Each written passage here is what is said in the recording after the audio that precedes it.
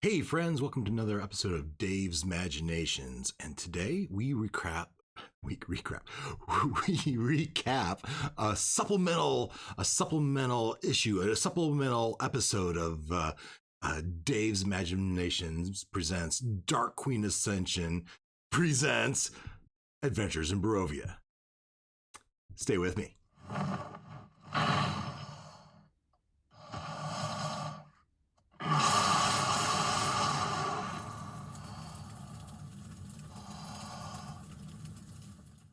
Okay, like I said, our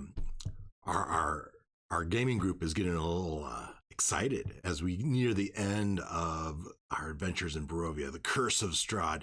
We've been in there and we did the math. I did the math last week, and I figured this was the 10th day they've been in Barovia, and boy, have they done a lot. And so, but this being a Sunday, a special Sunday episode of D&D. We played for 3 hours like we normally do on a Thursday night, and but this particular week we were split into two groups. We had Strider off on his personal quest, and we had the rest of the group invading a werewolf den. I think I'll start with Strider. Starting with Strider. So the last week we met, in the last Thursday when Strider took on, he searched for and found the tomb of the druids of the mountain, and so he flew up and they found their tomb, the sacred tomb, where Sangzor, the giant goat, evil giant goat, was living and preventing the druids from going in and worshiping and praying over and giving homage to their leaders that they have entombed in the ice cave. And last Thursday, Strider had found that cave, and he went up there and he went in there and he searched for he looked at all the tombs, and eventually he went out and he braved Sangzor, and he took him on, and they traded blows. He got frozen ice and thawed out and broke free and traded some blows with Sangzor, and ultimately though Strider fell. But unbeknownst to Strider, he was being watched by one of the druids who had drug him into the cave, revived him. Ukulik was her name. And Ukulik gave Strider some good berries, and brought him back to health. And I tried to role play. I had this whole idea. I had the picture of a bunny and a nose, and so in my mind, I was going to do this whole role play where he was supposed to figure out what her name was, and that was Bunny Nose. It was her name. And actually, if you go to Intuit, I think it's Inuit. Anyway, Eskimo language, right? The Eskimo language, and you look up the word for bunny nose, or at least bunny. The word for it is Ukulik, and I thought that made a great name for her. And the last name for nose or nostrils, as I found it, was Tekpak. So her long name would be Ukulik Tekpak. So, but I blew it. I didn't do it right. I just gave her the name, and then they didn't know what the picture was for, and that's totally on me. I should explain that better. Anyway, it confused them, gave them some mystery, and but they figured. Ultimately, we moved on, and Ukulik, the Eskimo girl healing, gave him some good berries. Girl, say no, don't go out there because it's so dangerous, and she doesn't want him to get hurt. But this is Strider's quest, and he needs to do it. So he took his short rest, got his wild shape back, used some points, I guess, to get back some spells, and he went back and battled Sangzor, and boy did they trade blows. And he would get hit and he would get knocked down and thrown back, and he kept moving up, so he couldn't use Sangzor couldn't use his rush or charge attack. And after trading blows for quite a while, Sangzor is really hurt, but so is Strider. And at the end of the night, again, at the end of the day, again, Strider is put down, and again, it gets drugged back into the cave and gets revived by Ukalik. And that is where we ended that day. So Sangzor's well hurt, but so is Strider. And you know, you look at Strider's character sheet, and he's used a lot of his spells. Oh, one thing he used was this. He used a warding wind to try to stave off the goat's cold breath, and I let it happen. He needed a bone thrown to him, and I think it's supposed to. It says it's defends you and other creatures in its area. It hedges out vapor, gas, and fog that can be dispersed by a strong wind. Sure, I'll let that work. All right, but the goat can, his breath only recharges on 5 and 6. So he rolled a 4. His breath didn't recharge anyway. Could that still happen? Could the goat still recharge his breath and get him on Thursday? Guess we'll have to wait and see, as they're both in major pain, and we'll have to see how that pans out.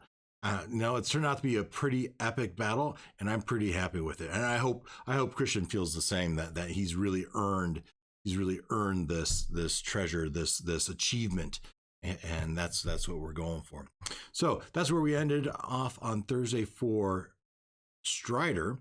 For Strider, as he and Sangzor are doing this battle, he would just fallen again, drug into the cave again by Ukalik and revived. And so it's going to be interesting to see how fast does he want to get out there.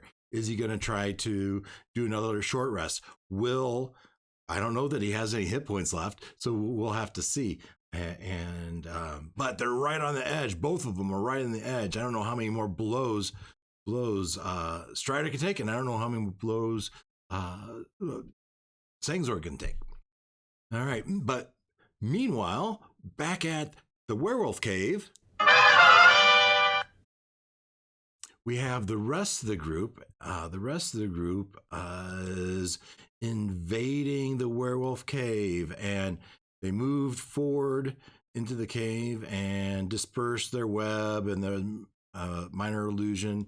They went to the left, and eventually they came upon, so they come upon this old dude, right? This old dude and his wolf, and he kind of challenges their morality of slaughtering everyone in the cave just because they're wolves and werewolves. You know, he wouldn't go to their town and slaughter everyone in their town for one murder. Why would they do it in his cave? And they kind of let him be because he didn't seem to want to attack him. And they press forward, this dude says, "Hey, Kirill's our leader, and he's the most savage, and he's probably the one you're looking for." And sure enough, in the next next group of caves, they did find Kirill, a female, and another wolf, a big giant wolf, and they attacked. But you know, like our group does, they do so well at conquering beasts and evil, and so they did indeed conquer Kirill, and with that, by the end of the night, the rest of the wolves decided it's time to retreat, and they're trying to get out of there, and that is where we ended Sunday with them. So Sunday was a lot of battle, right? There wasn't a lot of distance covered, a lot of content covered, as it was a lot of battling through the werewolf den, and the one-on-one battle with Strider and Sangzor. And so that's where we left off. We left off on Thursday. Now, I guess one more thing we could say here is they could see down into this lower cavern, and they could see a number of cages, and one of them had someone in it, but I think they saw him set free, and they converted into werewolves, and now they're going to try to escape. Well, or we'll see what they try to do on Thursday. And that's where we pick up on Thursday for the werewolf group. A shorter video this time, but there was less to cover. And I hope you're enjoying it, group. I hope you're enjoying the battles, and I look forward to Thursday as certainly, in one way or the other, the Strider versus Sangzor ought to end, and I would expect also the conquest of the Werewolf Den ought to end. And on Thursday, I look forward to having that encounter with. So on Thursday, I look forward to having the encounter with Rictavio and seeing what that he reveals, what he knows about vampires, and in particular Strahd specifically. So hopefully we'll have that encounter Thursday as well. All right. So for Days of Imaginations, take care. We'll see you on Thursday.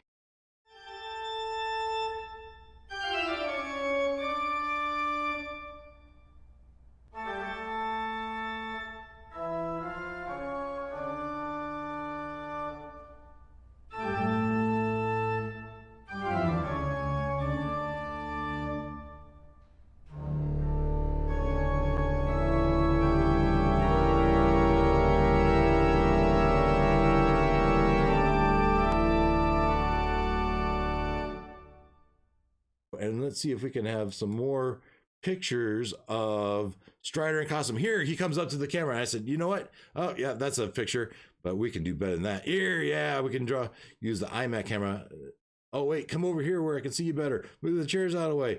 And let's just say right here, and we'll make that. Oh, yeah, don't smile. Give me a face. And he did. And that's the night.